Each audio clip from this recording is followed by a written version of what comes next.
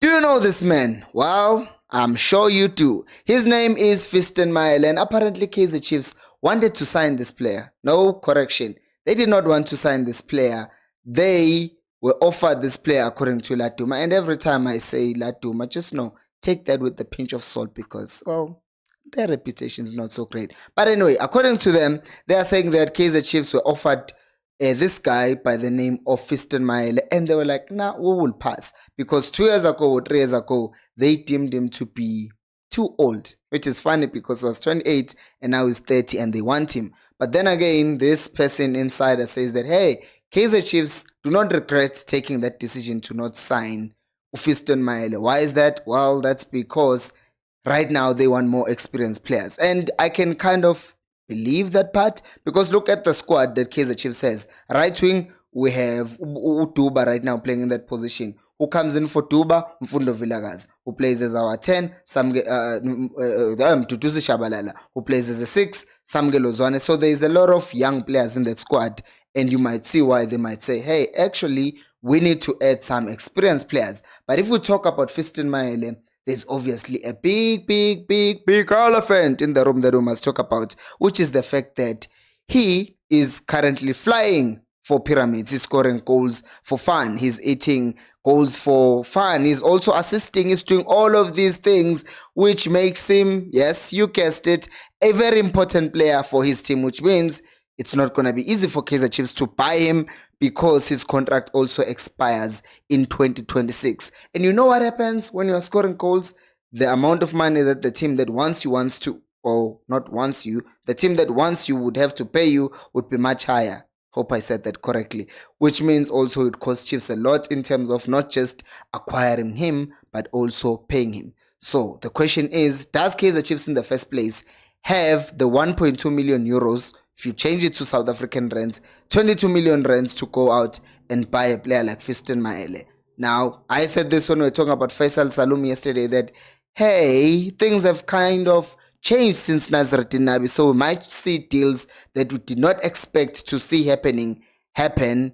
But I just look at this and I'm like, I don't think this is gonna happen because, come on, between his salary and the amount of money that would have to pay up front, I don't think we would see Kaizer Chiefs actually paying that amount of money. We have other things to talk about. But before we do that, please make sure to like the video and subscribe to the channel, which is more important. Well, both are important. Help me reach 50,000 subscribers by the end of the year. You guys have been responding since I started asking that specifically. So please like the video and share it with your compatriots. Yeah, whatever. Now, let's talk about the other person, which is obviously Mohamed Nasruddin Nabi. What do we have to talk about this man? Well, it's the fact that at Kaizer Chiefs, he is currently the person who is not given targets. I know he was given targets and expectations. Hey, we want to go back to Africa. But he himself apparently has also set a target for himself, not by the Mutaungs, that he wants to finish in the top 3. Now, I will obviously ask you this question.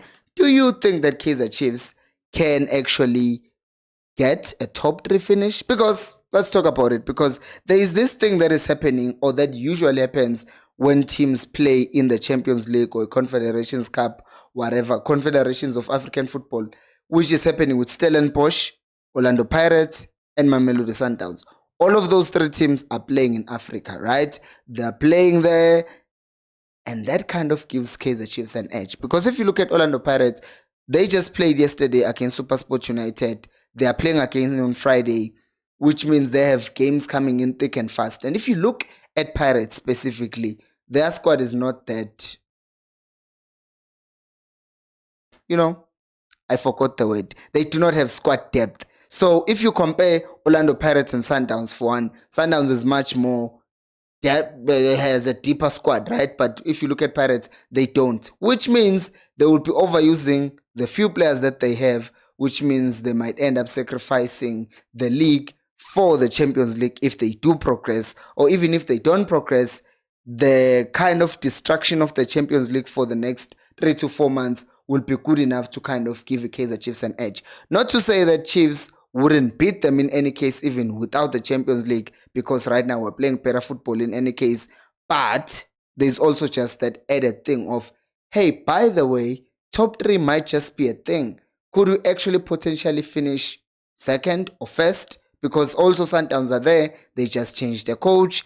But I look at Sundowns once again when they play. We're just going to watch them today. Maybe you're watching this video after watching Sundowns winning or whatever. You see that they're still a dangerous team. I hope this does not age well. I hope Sundowns loses the game we're about to watch. But anyways, I think they're going to win. And in them winning, they're going to win convincingly. And they continue doing that over and over again. But is there a chance that Kaizer Chiefs, since they're just focusing on the league and the 2 cups that they're playing in, that they actually have an edge over these 2 teams? Do let me know down on the comment section below. Which leads us to Samkelo Zwane, who is obviously a guy who Nabi is speaking highly of. And he's one player who some fans have described as, he must take his football serious. He must stop being a, what do you guys say? You say he must stop being a model. Hey, things that you say about these kids. People have said a lot and they've said he must stop being what.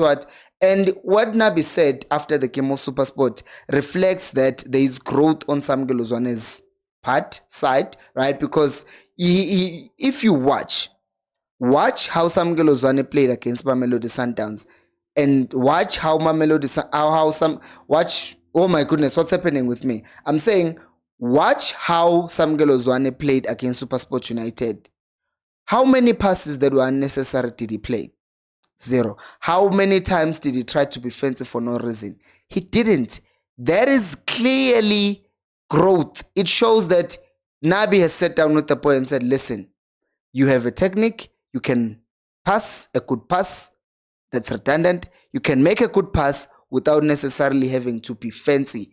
And he's doing the simple things, he's doing the most basic things the best way he can. And you can see that this boy, if he continues on this trajectory, he has that potential to go to Bafana and own that position. Now, I'm not saying he's better than people who are playing that position now, but if he continues playing the way that he played against SuperSport and the game before that against Marumo Gallants in the Kufa Cup, then you will see Samkelo Zwane will become a beast. Here's the physique, here's the technique. He will be scoring screamers, he will be making those good diagonal passes, and he will be attacking the box before you know it. So this tells you that Nabi is not only just giving the players tactics, but is also changing their mentality in how they see the game, which is beautiful. If you have a coach, we must see players improve and we must see players get better. Now, while you are here, if you have not subscribed, well, I do not know what I can do to convince you to subscribe. Maybe to get to 50,000 subscribers. Yeah, I want us to look at this because these are the fixtures of Kaizer Chiefs between now and the end of the year. This weekend we have SuperSport United. The total of these games is 1, 2, 3, 4, 5, 6, 7, 8, 9. 9 games, and I'm not counting the League Cup. Out of the 9 games, realistically, SuperSport United, we beat them last week. We're going to do it again. Amakhosi, we are not Pirates. We're going to beat them. Royal AM, they are struggling. We're going to beat them. Richards Bay, we're going to beat them. Polokwane City, they are not doing that well. We're going to beat them. TS Galaxy, if they have not recovered their form, we're going to beat them. Chippa United, their coach is good, so maybe that might be slightly tricky, but we're playing at home, so we're going to beat them. Cape Town City away, that is in January. Now, that is next year. But if we're counting just from SuperSport United to Chippa United, 2, 4, 6, 7 games, I do not see Kaizer Chiefs actually dropping a single point between now and the end of the year. If it does happen, a big if, I think there would be TS Galaxy, but now the TS Galaxy, if they've recovered their form. Otherwise, the rest of the teams, I literally don't see how Chiefs can end up losing any of those games. But what do you guys think? Do you think that Chiefs, out of the next 7 games that are remaining this year, they would be able to pick up all the 21 points? Do let me know down in the comment section below. Thank you so much for watching, and until next time, remember, Khosi, I'll